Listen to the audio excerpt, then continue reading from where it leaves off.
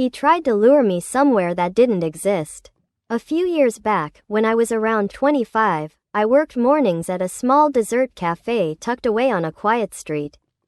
It was kind of a hidden spot, so I was usually the only one there until lunch. Peaceful, but isolated. One day, this man came in alone. I instantly recognized him. He had been in the night before with what looked like his wife and adult kids. That was the first and only time I'd ever seen him. He started talking to me like it was just normal small talk, but something felt off. He kept saying I looked 19, which I didn't. But okay, and then casually started offering to help me out. Said he could get me a job where I'd be making $7 more per hour than I was at the cafe. At first, I was curious. I asked where he worked, what the place was called, but he never gave me a straight answer. Just kept circling around it. Then, he shifted the conversation in a really uncomfortable direction. He mentioned that he'd had multiple affairs, and that his wife was fine with it. He even bragged about some 19-year-old he had an affair with, claiming she was thankful for everything he'd taught her. It was disgusting, and I started to get really creeped out. But he wouldn't stop talking. At one point, a car passed by out front and the driver waved at him like they knew each other. He made a big show of it, like he was trying to prove how connected he was. The whole vibe was sketchy. He kept bringing up this job opportunity, pressuring me to go check it out right after work. Still wouldn't give me the name, just vaguely described it as being out near the edge of town. Said if I followed him there, I'd probably get hired on the spot. I told him my sister was picking me up, which was true, and that I couldn't just follow some stranger. He wouldn't take no for an answer, so I eventually just said, sure, maybe later, just to get him to leave. That's when he suddenly switched things up again. Now he wanted me to ride with him in his car to this place, because, according to him, if I showed up beside him, they'd know I was with him and hire me immediately. That's when I really knew something was wrong. Out of nowhere, he pulled out a piece of paper, supposedly his license to carry a weapon.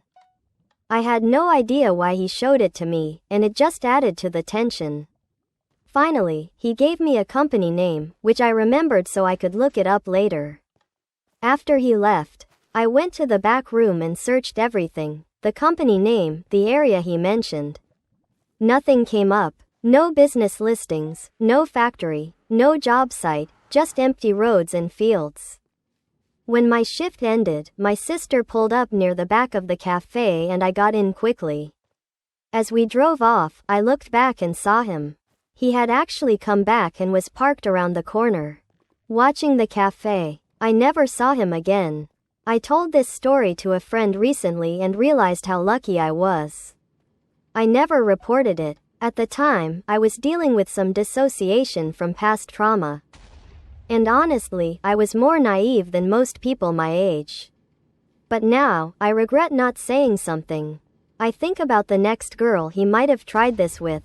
You never really know what someone's capable of, especially when they're carrying, lying, and trying to lead you somewhere that doesn't even exist.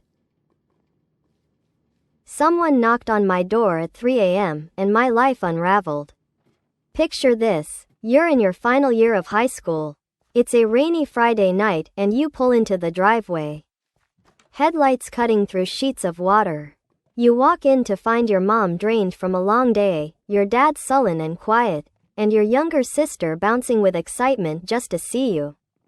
You sit down for dinner, and it's obvious, your dad's been drinking. The silence at the table cracks the moment you speak. Words fly, shouting starts, and then, chaos. Your sister screams. Your mother collapses, blood soaking into the carpet. You survive it. You call 911. You testify. There's a trial, and justice is done, or at least, that's what everyone says. You try to move forward. Until now. Yesterday evening, I came back from work and immediately felt something was off. The internet was down, so I turned on the TV.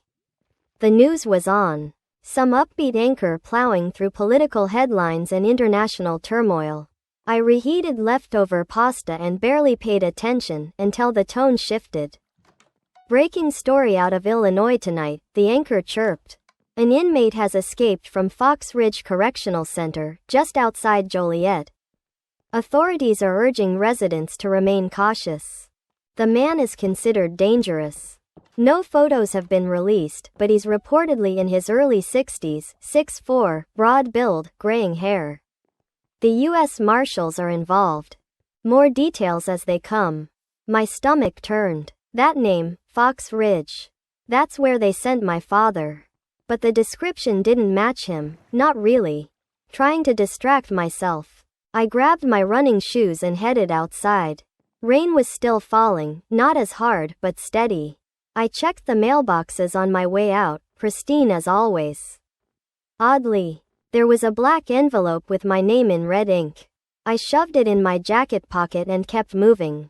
Halfway through my run, I had to stop at a closed-off street, some kind of emergency response. I ducked under a bus shelter.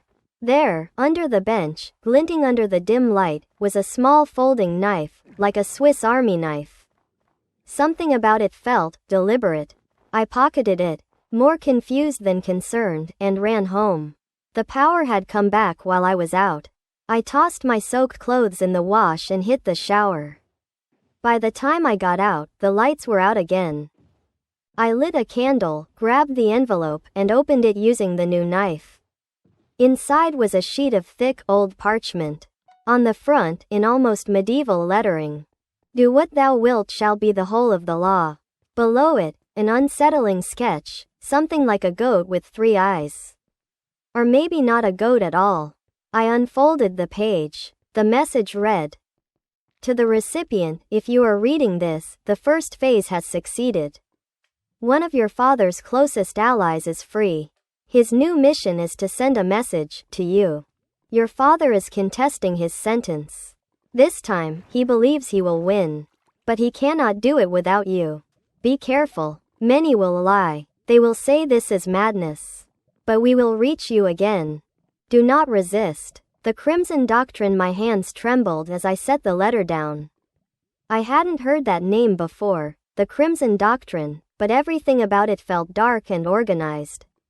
My father? Guilty. My sister and I were the only witnesses. No one could twist that. I needed to talk to her.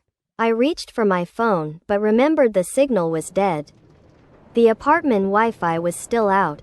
I grabbed the landline and dialed her number, but instead of ringing, I heard an automated voice. "This system only permits internal connections today.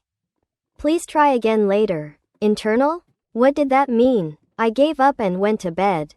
Just before lying down, I examined the knife again. Along the spine, tiny indentations. Morse code. I searched my bookshelf and found an old scouting manual. I translated the pattern. It was a date, 4/10.02. My birthday. I barely slept that night. When I finally did drift off, it felt like seconds passed before I was jolted awake by knocking. Not banging, not pounding, just knocking. Soft, rhythmic. I ignored it. I pulled the blanket over my head. It got louder. Relentless. Eventually, I stood, heart racing, and approached the front door. My hand hovered over the lock. I pressed my ear to the wood. Silence. Then, boom. The door burst inward, slamming me to the floor. Heavy boots. Flashlights. Men shouting. One of them pinned me down, yelling, "Where's the knife?" I was taken somewhere, I still don't know where. A white room. Padded walls. They told me I never left. That no letter arrived. That I'd never even lived in that apartment. They said I'd been here the whole time. I know what I saw. I know what I read. And I'm going to find out the truth. I was followed home by a stranger. I grew up just outside Oslo, in one of those quiet neighborhoods where people greet each other in passing and kids run around unsupervised until dinner. Crime wasn't really a concern. Sure, there had been a few burglaries over the years, but they felt distant, rare stories you'd hear once and forget. My school was maybe a 5 to 10 minute walk from my house, about 500 or 600 meters. Walking alone had always felt completely normal. Until one day, it didn't. It started off like any regular school day. I was about 11 years old, and during recess, my friends and I were playing on a grassy field between the schoolyard and a small path that led to the main road. That's when I noticed him. A man standing alone on the path, leaning against a bicycle. He had long, messy brown hair and a thick, tangled beard. His clothes looked old, worn. He didn't say anything. He just stood there, watching us. We noticed him, of course, but only for a second. Just some random guy, we thought. Probably nothing. But after school, when my friend and I started walking home, we decided, randomly, to take a slightly different route. Just a small detour, maybe 150 meters longer. It felt innocent at the time. We hadn't even made it halfway down that road when we heard tires on gravel. He was behind us, riding slowly on his bike. He called out, friendly and casual, asking if we knew where his uncle lived. Said he was new to the area and couldn't remember the address. We asked his uncle's name. He didn't have one. We asked if he had a phone. He didn't. He just smiled like it wasn't weird at all. Something about it felt off. But we were kids. We didn't really understand why it felt off. Trying to be helpful, I mentioned a nearby house that had recently sold. Maybe his uncle had moved there? He smiled again and nodded. Thanks. Since you helped me, I'll walk you home. And that's exactly what he did. He walked beside us, pushing his bike slowly, asking simple questions. He seemed harmless, kind, even. When we got to the steep road that led to our homes, we told him this was our stop. He paused for a second, then smiled again. All right, I'll head back now. We said goodbye. He turned around. At first, we didn't think much of it. But when my friend told his dad what happened, everything changed. His dad, a police officer, immediately froze. What we brushed off as just some weird guy, he saw it as something else entirely. A red flag. He came to our house right away. Explained how dangerous it might have been. That we may have shown someone with bad intentions exactly where we lived. That night, I couldn't relax. I locked my bedroom window for the first time in my life. My friend's dad told us to make sure everything was secure, just in case. I barely slept. Sometime around 3 a.m., I woke up. The room was silent, too silent. No wind, no rain, no distant traffic. Just stillness. I walked to my window and peeked outside. He was there, standing dead center in the middle of the street. Just staring at my house. He didn't move, didn't say anything, just stood there, in the dark. I yanked the curtains shut and stepped back, heart racing. I didn't sleep the rest of the night. The next morning, I told my parents. They took it seriously. But by the time anyone looked outside, he was gone. And I never saw him again.